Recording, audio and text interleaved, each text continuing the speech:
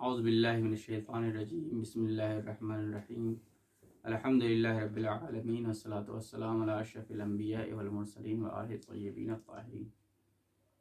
ناظرین محترم السلام علیکم۔ آج رمضان کا آخری جمعہ ہے، جس کو جمعۃ الوداع کے ساتھ ساتھ یوم القدس کے عنوان سے بھی منایا جاتا ہے۔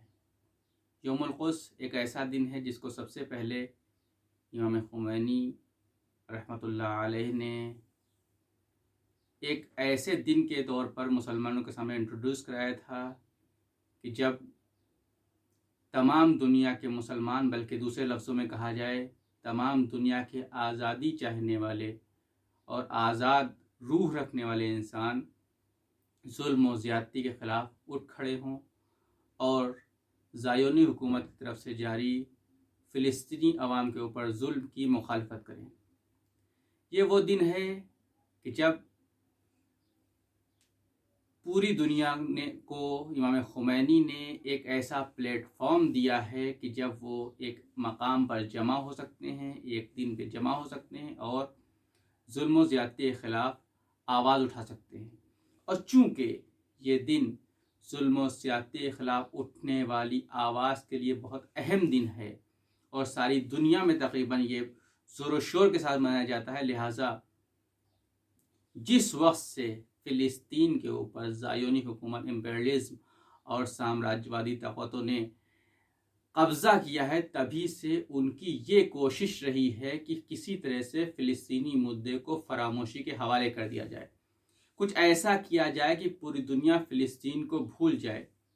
اور انہوں نے اس کے لیے بہت ساری کوششیں کی ہیں، بہت سارے سازشیں کی ہیں، بہت سارے ہتھ کنڈے اپنائے ہیں، اور افسوس کے ساتھ کہنا پڑتا ہے کہ بہت سارے مسلم ممالک، خصوصاً عرب ممالکوں نے اس ناپاک سازش میں ان کا ساتھ دیا ہے۔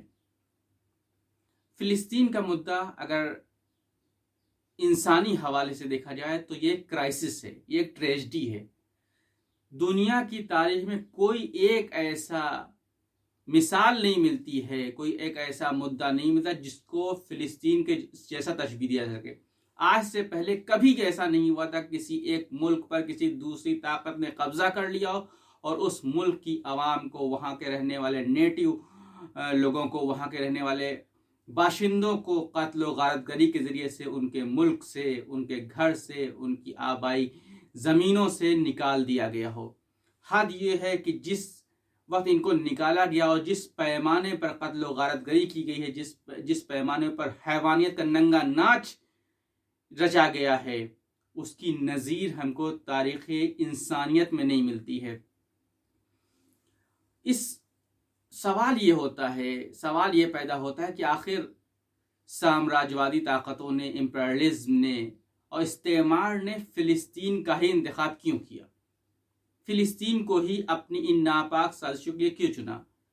جس وقت پہلی عالمی جنگ ورلڈ وار 1 ختم ہوتی ہے اور اس کی جو فاتح حکومتیں ہیں جب پیرس میں جمع ہوتی ہیں، اس کے بعد انہوں نے اسلامی حکومت، یعنی اسے کہا جائے اس وقت جو عثمانی حکومت کے نام سے جانی جاتی تھی، اس کی بے پناہ دولت کو لوٹنے کے لیے انہوں نے اس کو خطوں میں بانٹنا شروع کیا۔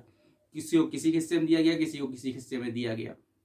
یہ اسلامی دولت کو لوٹنے کے لیے تیاری ہو رہی تھی۔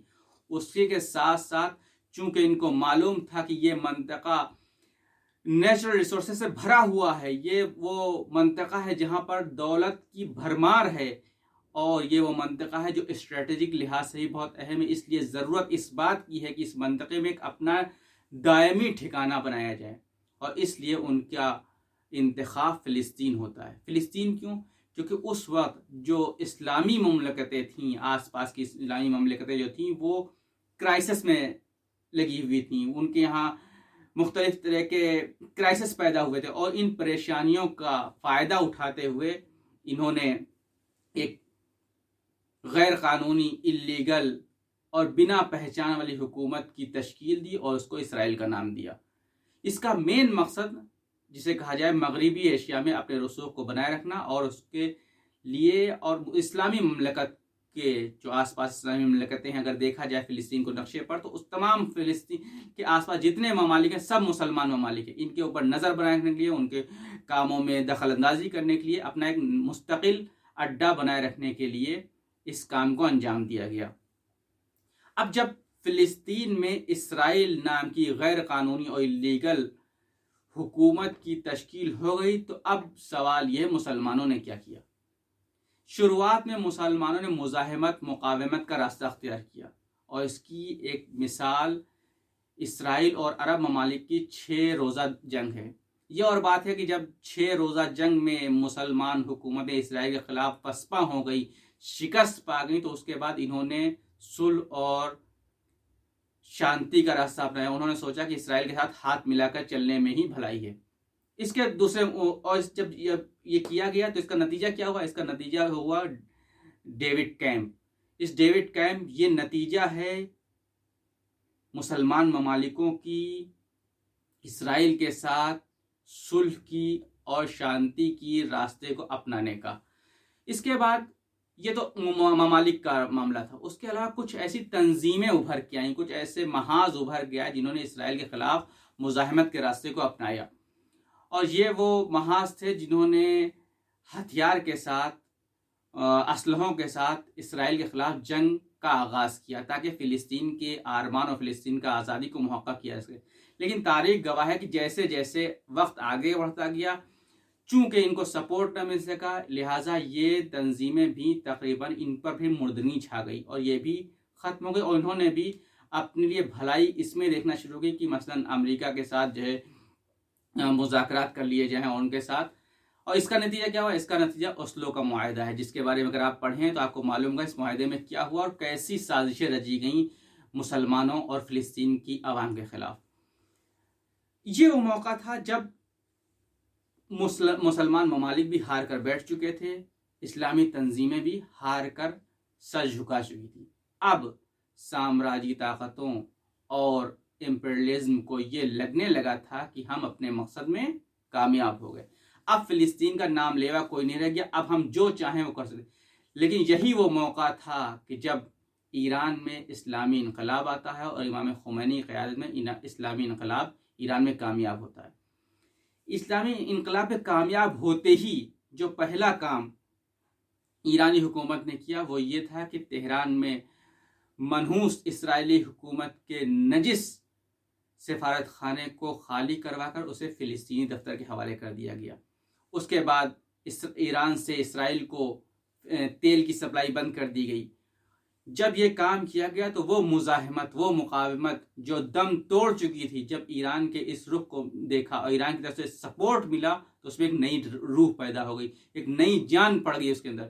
اور اسی کے بعد لبنان میں کچھ شیعہ مومن اٹھتے ہیں جنہوں نے حزب اللہ کی تشکیل دی، اور اسرائیل کی سرحدوں سے ملے ہوئے غزہ پٹی میں حماس نام کی تنظیم وجود میں آئی، اور انہوں نے ایک بار پھر اسرائیل کے خلاف مزاحمت کا راستہ اپنا، ایک بار پھر ہتھیاروں سے اسرائیل کے خلاف جنگ شروع کی تاکہ فلسطین اور مسلمانوں کے پہلے قبلے کو آزاد کرایا سکے. یہی مزاحمت تھی، یہی مقاومت تھی، یہی حزب اللہ کا کرنا تھا کہ اسرائیل کو لبنان کی سرحدوں سے پیچھے ہٹنا پڑا. یہ مزاحمت کی اچیومنٹ کم نہیں ہے. مزاحمت نے اسرائیل کو 22 روزہ جنگ میں، 33 روزہ جنگ میں ہرایا، اور اسرائیل کی وہ پوزیشن جس کو لوگ سمجھتے تھے، اب تک سمجھتے تھے اسرائیل کو ہرایا نہیں جا سکتا، انڈیفیٹیبل ہے، لیکن انہوں نے اس کا یہ ہوا مٹا کر رکھ دیا. اس کے بعد مسلمانوں نے، جسے کہا جائے 2 طرح کے محاذ وجود میں آ گئے اسرائیل کے خلاف. ایک محاذ وہ تھا جو یہ کہتا تھا کہ مثلا اسرائیل کے ساتھ سازش کی جائے، اسرائیل کے ساتھ مل کر رہا جائے. دوسرا محاذ جو یہ کہتا تھا اسرائیل کے ساتھ مزاحمت کی جائے.